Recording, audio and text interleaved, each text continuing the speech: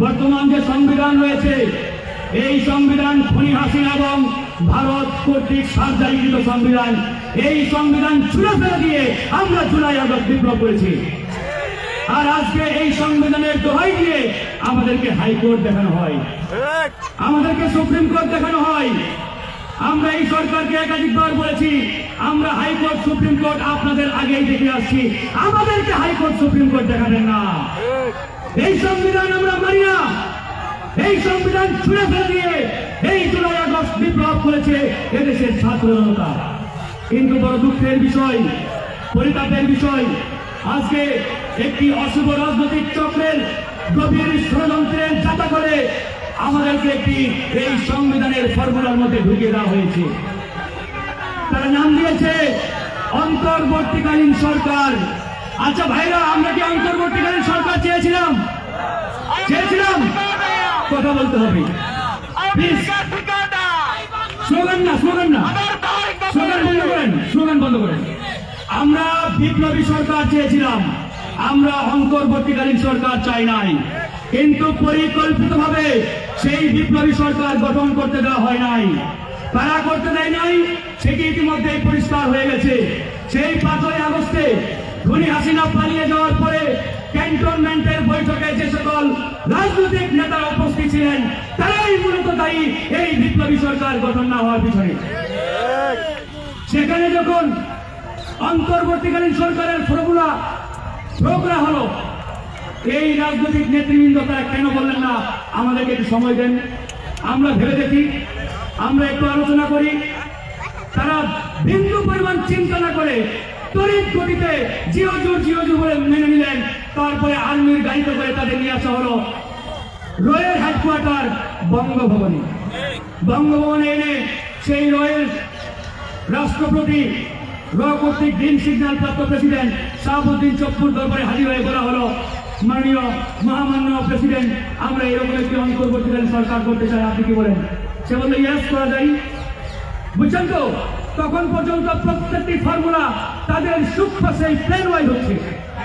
এরপরে এই অন্তর্বর্তীকালীন সরকারের ভবিষ্যতে কেউ যাতে বৈধতা চ্যালেঞ্জ করতে না পারে, ওই রাষ্ট্রপতি দপ্তর থেকে প্রধান বিচারপতির দপ্তরে চিঠি পাঠানো হলো যে এটা বৈধ নাকি অবৈধ, ভবিষ্যতে কেউ যাতে প্রশ্ন না করতে পারে, আপনি কি বলেন জনাব?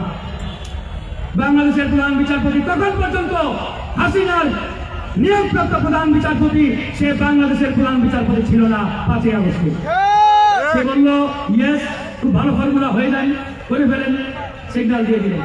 তারপরে হলো কি অন্তর্বর্তীকালীন সরকার। এই সরকার না অন্তর্বর্তীকালীন, না বিপ্লবী, না অমুক, না তমুক, কিছুই জানি না, একটা জোগা খিচুড়ি সরকার বানিয়ে ফেলেছে।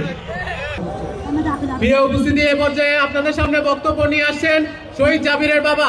আপনারা সবাই বসে বক্তব্য শুনেন।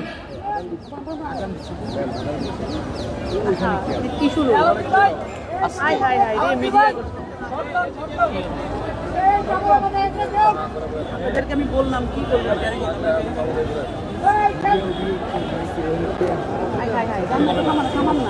আমরা সবাইকে বিশৃঙ্খলা না করার জন্য অনুরোধ করছি। আমরা সবাইকে বিশৃঙ্খলা পরিহার করার জন্য অনুরোধ করছি। আমরা শান্তশিষ্টভাবে প্রোগ্রাম সমাপ্ত করতে চাই।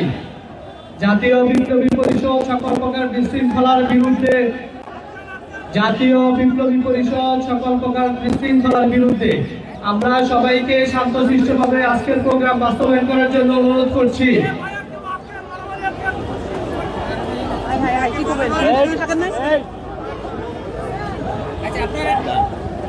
এখানে যারা বিশৃঙ্খলা সৃষ্টি করছেন, আপনারা কিন্তু এই শহীদ পরিবারের সাথে, আপনারা এই আহত নিহতের পরিবারের সাথে আপনারা বেইমানি করছেন। আপনারা যারা বিশৃঙ্খলা সৃষ্টি করছেন, আপনারা এই বিপ্লবে যারা শহীদ হয়েছে, শহীদ পরিবারের সদস্যদের সাথে আপনারা বিশ্বাসঘাতকতা করছেন। আমরা সবাইকে ধৈর্য ধারণ করার অনুরোধ করছি। আমরা সবাইকে ধৈর্য ধারণ করার অনুরোধ করছি। জাতীয় বিপ্লবী পরিষদ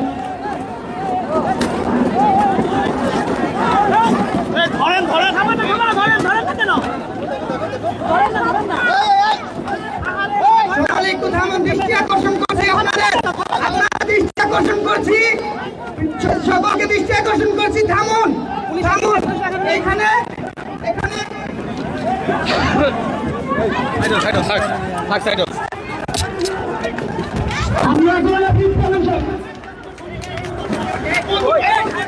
আমরা